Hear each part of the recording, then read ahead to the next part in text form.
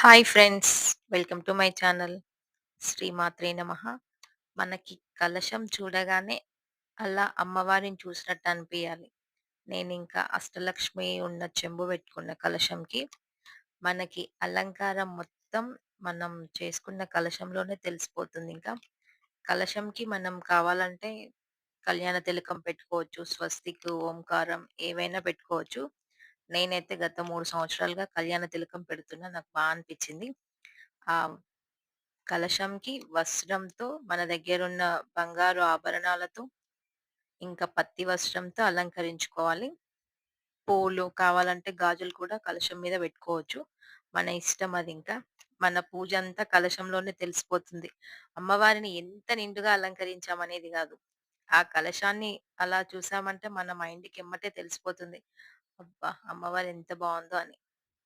మన పూజ మొత్తం కలశంలోనే ఉంటుంది కాబట్టి కలశాన్ని చక్కగా అలంకరించుకోవాలి. కలశంకి ఎప్పుడైనా ఆకుపచ్చ కలర్ బ్లౌజ్ పీస్ పెట్టడం వల్ల కలశం అందంగా ఉంటుంది. అమ్మవారికి ఆకుపచ్చ కలర్ చాలా ఇష్టం గాబట్టి చాలా బావుంటుంది. Thank you. Thanks for watching.